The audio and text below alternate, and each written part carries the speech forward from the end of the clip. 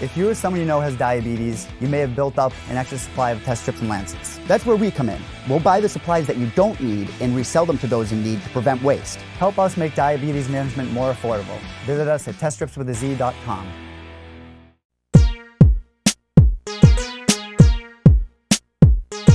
All right, we have Mike Rodriguez back on the show. He returns to action December 21st at UFC on ESPN Plus 23 in Busan, South Korea. Is going to take on Un Jung at that event. Mike, good to see you, man. How are you? I'm good. How are you? I'm doing great. So I see the Good. SOS logo behind you. What are you up to right now? I just got finished lifting. I had to get through. Ed was like, hurry up, you got 12. I'm like, all right, fuck it. Got all my conditioning in now. Got ready to do this interview. I'm glad I could enhance your workout a little bit more, put a little sense of urgency into you. Yeah. But it's great to have you back on, man. First off, we spoke a little bit in person for the first time in South Boston at the UFC Boston Open Workouts at Peter Welch's gym. It was a pretty good night in Boston for your team at Lauzon MMA. Yep. I mean, Randy Costa looked great, but freaking Joe Lauzon, man, goes Joe in took there. the show. Joe stole the show, man. Takes out a really tough kid in Jonathan Pierce. It was just an amazing moment, and it was just awesome to be there and sort of take that all in. But how much of a motivating factor was that for you, sort of seeing him turn back the clock a little bit and set the table like that? It was huge. It just created that fire underneath me. I'm like, damn, I want to get back in there too. Seeing them both win at that, it was awesome. It was great to see that. Lauzon MMA is just crazy. I've heard all the stories about the Saturday sparring and everything that's done in terms of New England MMA and bringing the community together, so to speak, especially on those Saturday mornings. But has everything in the gym sort of changed? Has the intensity ramped up a little bit since that day? No. Everybody's hungrier. Like Joe winning was like, it just was like this huge like fire on everybody. Like everybody just want to get better. Everybody want to execute. Everybody just want to do, just follow up and just crush it the way he did. Yeah, it's just it was an amazing win. I know in your UFC debut you learned a lot from that fight with Devin Clark, that it sort of enhanced your strength and conditioning program. Like you've added some new elements and some new tools to your game. Your last fight was in Sacramento against John Allan. Didn't go your way. I know you're supposed to fight John Vellante on that card, and he was forced to withdraw with an injury, heading into that fight. So you had a replacement fight on short notice. How much did that affect you, would you say? It affected me a bit. It affected the way, the plan that we had going in. Then we got an opponent change, and we're like, well, fight is fight. We might as well just fight this dude. You know what I mean? We didn't really know much about the guy. So we just went out there and just tried to fight on the fly, pretty much. In hindsight, would you have done it over again, or were you just, it didn't matter, you just wanted to fight at that point? Because of how the timing of everything, we didn't really have much time to game plan for this guy or anything. So we just fuck it, just run it. I'd do it any day of the week. It's the name of the game, right? What did you gotta take? Be ready at all times, right? I mean, win or lose, you always take something away from the fight, like you took away from the Clark fight. What did you take away from that fight and that experience? Because obviously it didn't go your way. You wanted to perform better. What did you at least take away from that fight to move you forward? I think the big thing I took away from that fight is I should have been more relaxed and not fight so much with emotion and trying to I was trying to put him out. I was trying to put him, every shot I tried to hit him with was 1,000%. Versus just easing it back a little bit, calm down, and figure out the situation versus keep trying to just bulldoze through the door. You know what I mean? I just kept trying to knock the door down versus how about you look out the window? How about you lift up the welcome mat? Maybe there's a key underneath. You know what I mean? I didn't try any other strategy. I just tried to I'm just trying to kill this motherfucker and not do anything else. So I think I just slow it down more mentally. Just slow it down a little bit. That's what I took away from that. Is that something you've been working on a little bit in this camp? Instead of slamming on the gas, just slow it down like you said. Is that something you've been working on from a mental perspective? Yeah. I just try to ease down on it and not be so tense and fired up. Because sometimes that's where mistakes happen, is when people are usually overzealous, when they're and then they blow their load, or they just like overcommit on things, and just things just don't pan out well. So I just want to ease it back a bit. And now you are going to be heading to South Korea. You're going to fly the friendly skies. When you got the contract, you saw you were heading to South Korea. How did you react to that? At first I was like, South Korea. Like, all right. And I'm like, I don't know anything about anything. So I'm like, is that the good Korea or the bad Korea? So I'm trying to figure out which one is it. It's the good Korea. Yeah. We could be down for that. Did you know much about your opponent, Un Jung? He's only had one fight in the UFC. It was an impressive performance, the standing guillotine choke. Did you know much about him when you got the contract? No, I didn't. Someone had said that he had fought on like the China card over the summer or something like that, and they said he had a good performance. But no, I didn't know anything about him.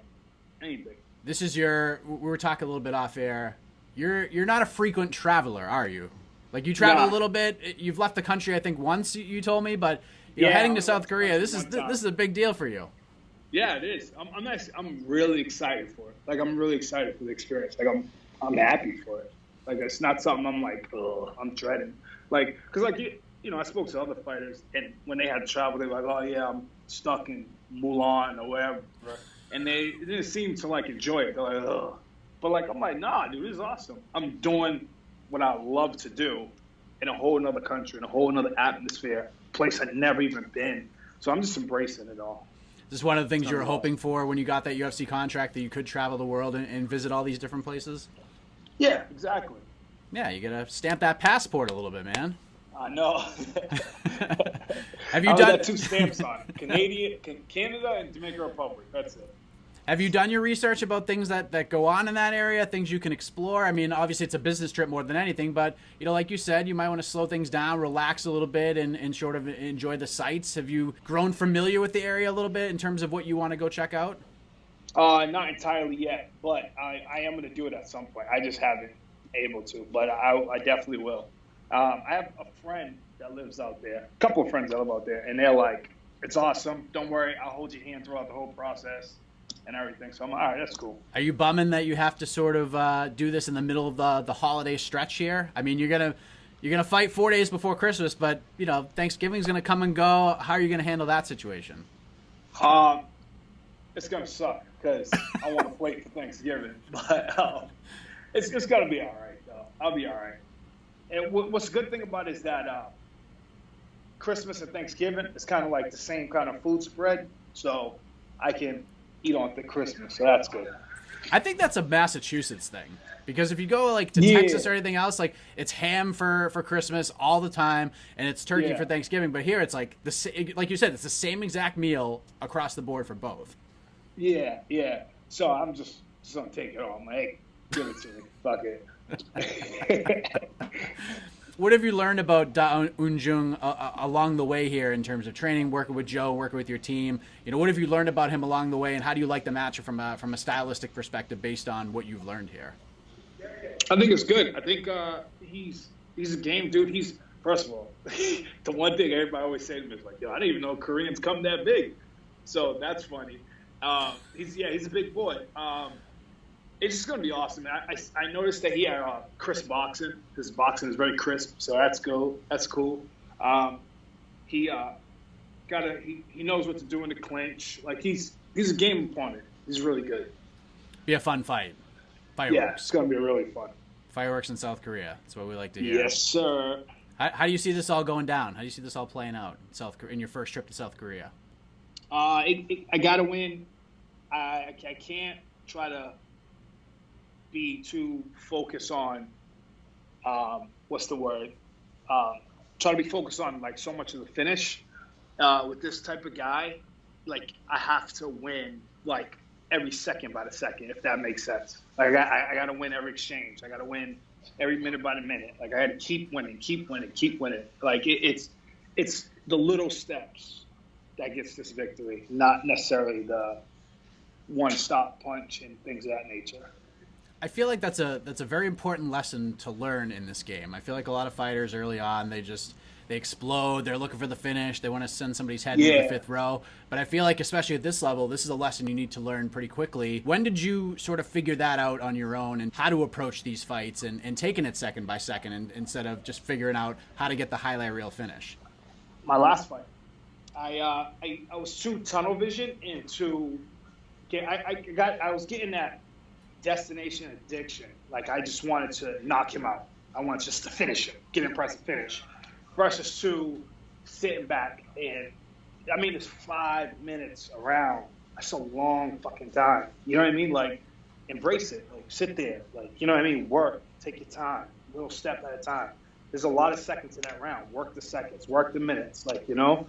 And I just get into the whole go, go, go, go, go. It's such a tense sport where I feel like the best of the guys know just how to relax. And that's where I needed to learn how to do it. And that's what I'm trying to learn how to do still in this process. And that was my downfall for my last fight. I just was so focused on trying to kill him. I just wanted to kill him, and it just didn't turn out good, as you can see. You know, whether he was cheating or not, like, regardless to what, he still won. You know what I mean? If he didn't have that in the system, he still won. So I gotta slow it down and win by the minutes, not trying to finish him. Because didn't they, like you talk about the positive tests and all that stuff, obviously that's a bummer, that sucks. Yeah. Didn't they try to book you like another fight, maybe two, and either of those two guys, like maybe both of them tested positive? Like, what was that like, trying to like get a fight? Yeah. That's crazy. It was like, oh yeah, you want to go on the Boston card? And we're like, all right, we're looking into the guy. The next thing you know, the guy got popped, and we're like, Jesus, like back to back, and I'm like, oh man, it's like, forget about it. Yeah, but I don't get it, man. I don't get why these dudes. Why I get why they do it. It's like, you know, insecurities, and everybody want to be the best, but the only way to be the best is to fucking work hard at it. It's just, that's it. There's no secret. There's nothing to it. You just got to work hard, want to do it, and just love what you're doing. But you can't, like, cheating doesn't get you there. Doesn't get you there at all. There's holes in all these different things. Like, USADA's come into the UFC, and it's kind of split down the middle. Like, some people are just like, it's not really doing much, but other people are like, this has been a great thing. And then there's sort of that middle ground where it's like, yeah, it's doing a lot for the sport, but there's holes in everything you can think of. Pro USADA, what do you think of the job they've done to this point so far? I love it. I mean, as you can see, they're clearly doing their job. In my experience, they caught two guys back to back, so I have no problem. Like, I love them. Yeah, I hope they keep their job. I hope the UFC keeps them around. I think they're doing a great job. Oh. That knock at the door at 9 o'clock at night. Come on through. Come on through. What was the craziest time they've knocked on the door? What was it, day before yesterday? They came knocking. It was like roughly like 10 o'clock at night, 9:30, 10. Yeah, that's not so bad. But I've heard stories of them coming at like random times. But that's been the latest that they ever came. So you're not getting a 4 a.m. knock on the door or anything like that? No, I never had that. The latest I've ever had was like 11. That's not too bad. That's nothing. And I was up, so it wasn't like I was sleeping. Like, who the hell is that? Like, you know. You're like, but it's just, I know who this is. Yeah. Exactly. How's the gaming going? What's the new game right now? What's the one everyone should be playing? What's the one you're watching? Everybody's playing Call of Duty right now. That's the one? Call of Duty, yeah. Call of Duty's the movement right now. It's good. It's the best shooter on the market right now. I still, of course, love my Rainbow Six Siege. That's just dear to my heart. But yeah, COD it's really good. It's really good. If they could take the shooting mechanics in COD and put it in Siege, it'll be over. But fortunately, we're not there yet. But yeah, COD is the game. And also that Death Stranded. I downloaded it and I have it on my console. I just haven't started it yet. After the fight? I would come home from probably. I'll probably do it like in camp. It's just like whenever I have time. Recently, I've been so tired after training. I just go right to bed. I like read a bit and then go to bed. You were one of the guys that sort of predicted that the e-gaming and all the video game stuff would blow up. Like the first time I talked to you, and now it really is blowing up. It's going to get bigger and bigger and bigger. There's such a market for this right now. You're a genius, man. You nailed this thing. You knew it was coming. Yeah, it's awesome. I mean, I felt like that's the only next step for them to possibly go, is that. And the fact that, like, everybody's playing video games at that, it's like, it's only going to get bigger. It's going to get even bigger than this. It's going to be huge, I'm telling you. Can you see yourself developing a video game in the future? I guess, well, not developing, probably like coming in as like a help, like an outside help, like a tester or something like that. But I definitely do in the future plan on doing something more hands-on in the esport community for sure. I love games. I love the community, like the people that play games and everything is just awesome. I connect really well with them. I can relate to a lot of them. So yeah, I'm looking forward to that. I didn't know if you had like some incredible idea for a video game that no one's heard of yet. I don't know if you know how to like develop a video game, but maybe you have something up here that's going to blow everybody's mind in terms of the video gaming community. I don't know if you got any ideas up there. I probably do. I would have to sit down and think about it, but I probably do somewhere. I'd love to see that. And we're excited to see you back in the cage on December 21st in South Korea, taking on Un Jung. Very excited for this, man. Very excited to see you back in there. Always great chatting with you. And before I let you go, let the folks know where they can find and follow you on the web, social media, any shout outs, anything else you want to get off your chest, man. The floor is yours.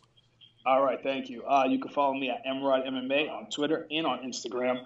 I don't really use Facebook like that. Not crazy about it, but those two, you can follow me on there. I would like to give a huge shout out to Turp House for the CBD products, as well as Kill Cliff, giving me all the best blends. I have a Kill Cliff drink somewhere here. Highly recommend it. Bomb. And give a shout out to all my teammates and everybody at Lauzon MMA and everybody else that helps me out. Love you guys. You guys are the best. From one mic to another, all the best to you on December 21st, man. Enjoy the trip. Thank you, my man. Thank you.